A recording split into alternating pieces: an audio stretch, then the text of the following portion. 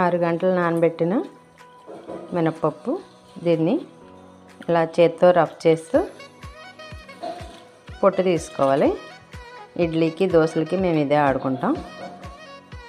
తొక్క తీసాక చూపిస్తాను.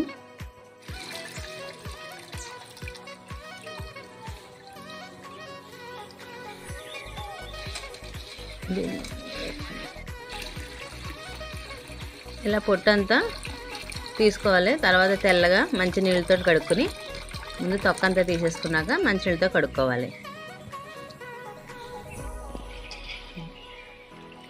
ఇప్పుడైతే పప్పు అంతా ఇలా కడుక్కున్నా. తొక్క అంతా తీసేసుకుంటే ఇలా ఉంటుంది పప్పు. ఇదైతే 1/2 kg పప్పు. దీన్ని వేసుకుందాం. సగం పప్పు వేస్తున్నాను, మిగతా సగం తర్వాత వేసుకుందాం.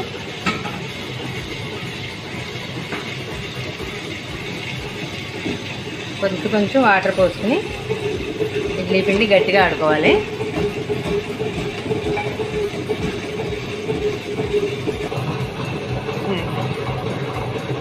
ఒక గ్లాస్ పప్పుకి 3 గ్లాసులు ఇడ్లీ నూక నానబెట్టుకోవాలి. ఇడ్లీ నూక 3-4 సార్లు నీళ్ళతోటి శుభ్రంగా కడుక్కోవాలి. 3 గ్లాసులు.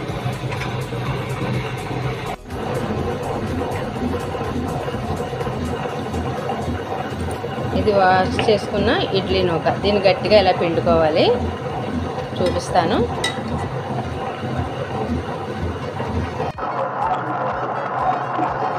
చూడండి, పిండి అయితే వెళ్ళిపోయింది. చాలా బాగుంది కదా, చాలా బాగా ఉరుము అవుతుంది. దీన్ని ఉరుము అవడం అంటారు. ఇది ఉరుము అవుతుంది తెల్లగా. దీన్ని దేశవాళీ పప్పు లేకపోతే గాజు పప్పు ఇమ్మంటే ఇస్తారు బజార్లో. పప్పు అదైతేనే ఇలా ఉంటుంది. ఇది మేము బజార్లో వెంకటేశ్వర మార్కెట్లో తెచ్చుకుంటాం. ఎంత బాగుందో, ఇలా ఫ్లఫీగా మృదువుగా వస్తుంది. ఎండాకాలం అయితే కొద్దిగా ఐస్ వాటర్ వేసుకుని ఆడుకోవాలి. ఇప్పుడు మనం వింటర్ కాబట్టి చల్లగానే ఉంటుంది, బాగానే ఉంటుంది. ఇంకా నలిపోయి తీసేస్తున్నాం. 1/4 kg పప్పుకి ఇలాగ అయింది పిండి, బాగా ఎదిగా అయింది.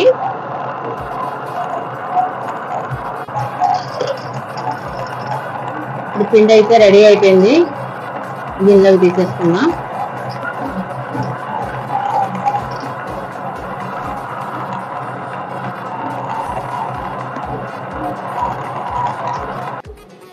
ఇప్పుడైతే పిండి ఇలా వచ్చింది. చూసారా ఎంత బాగా వచ్చిందో పిండి. దీంట్లోని 1 గ్లాస్ పప్పుకి 3 గ్లాసులు ఇడ్లీ నూక వేసుకోవాలి. ఇడ్లీ నూక అయితే కడిగి చూపించాను కదా, ఇలా కడుక్కుని పిండి వేసుకుంటే గట్టిగా పిండుకుంటే వాటర్ లేకుండా పిండుకోవాలి. తర్వాత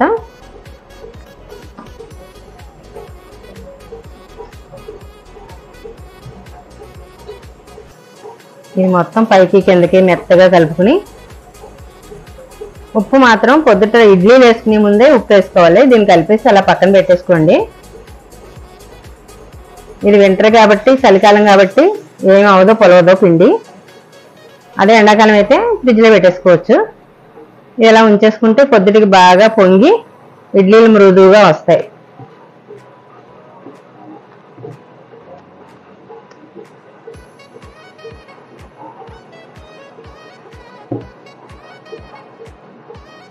చూసారు కదా, ఈ బ్యాటర్లో కలుపుకోవాలి పిండి. ఫస్ట్ టైం నీళ్ళు వేసుకోకండి. ఇలా గట్టిగా పిండి మాత్రం ఇలా గట్టిగానే కలుపుకోవాలి, రుబ్బుకోవాలి. ఇడ్లీ పిండి అయితే రెడీ అయిపోయింది.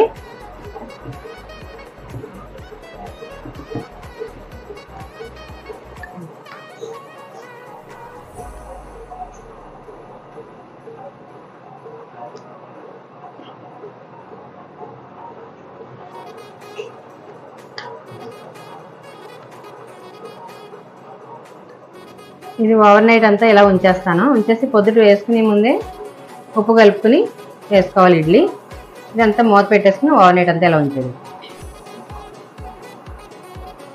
ఇలా పక్క పెట్టేసుకుందాం. మనం నైట్ టైం రుబ్బుకున్నాం కదా, ఇది ఇలాగా పులిసిపోద్ది పిండి. ఇలా పులిసింది వింటర్ వల్ల. అదే అయితే సమ్మర్లో అయితే ఫ్రిడ్జ్లో పెట్టేసుకోండి. ఇది ఇలా మాకు చిన్న గిన్నె అయిపోవడం వల్ల పైకి వచ్చింది. దీన్ని ఇలాగా ఇలా తిప్పుకుంటూ అప్పుడు ఇడ్లీ పెట్టుకోవాలి.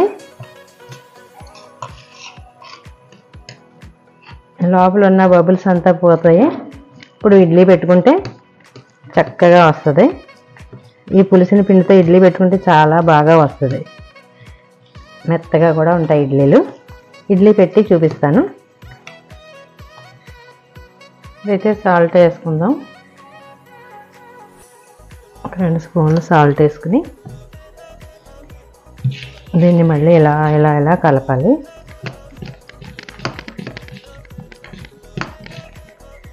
లోపల గాలి ఉంటే ఇలా పోతుంది. ఇలా కలపడం వల్ల ఇడ్లీ మృదువుగా వస్తాయి.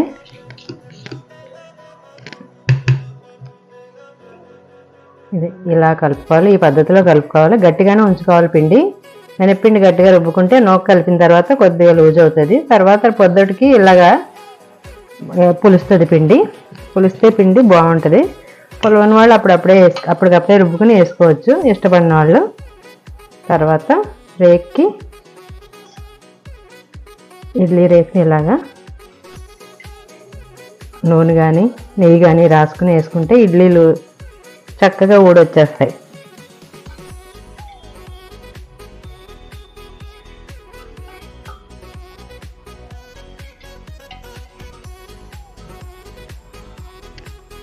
ఇప్పుడు ఇడ్లీ పాత్రలో నీళ్ళు పోసుకోండి. 1 గ్లాసు నీళ్ళు.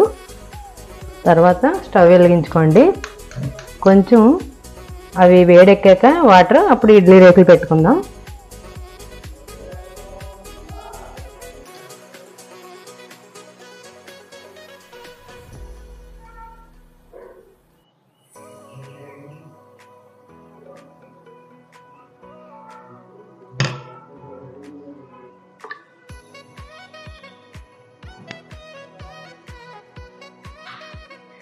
ఇడ్లీ పాత్రలో రేకుల్లో ఇలా ఇడ్లీ వేసుకుని ఎన్ని రేకులు ఉంటే మీకు అన్ని రేకులు వేసుకుని పెట్టుకోండి.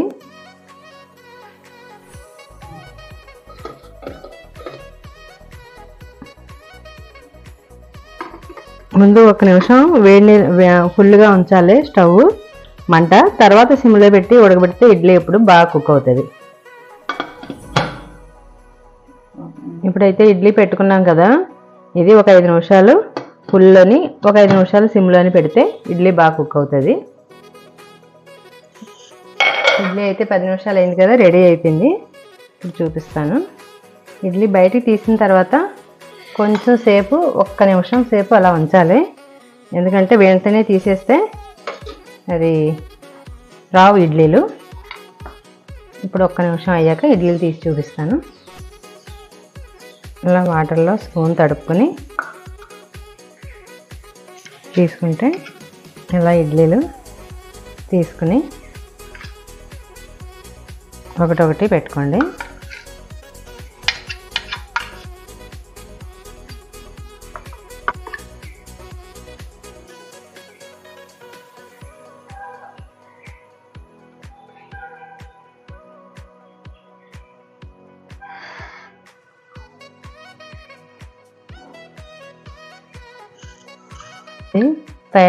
ఇంట్లో తయారు చేసిన కొబ్బరి చట్నీ ఇడ్లీ అయితే ఇలా వచ్చాయి. ఇడ్లీ అయితే రెడీ అయిపోయింది. చాలా మృదువుగా వచ్చాయి ఇడ్లీలు. నేను కొబ్బరి చట్నీతోటి చేసుకున్నాం మేము. మీరైతే కొబ్బరి చట్నీ, అల్లం చట్నీ, టమాటా చట్నీ, కొత్తిమీర చట్నీ, ఏదైనా ఏ చట్నీతోటైనా బాగుంటుంది. సాంబార్ తోటి అయితే ఇంకా సూపర్. ఇలా అయితే రెడీ అయిపోయినాయి ఇడ్లీ. ఇడ్లీ అయితే చూడండి ఎంత మృదువుగా వచ్చినాయో, ఎంత సాఫ్ట్గా వచ్చినాయో.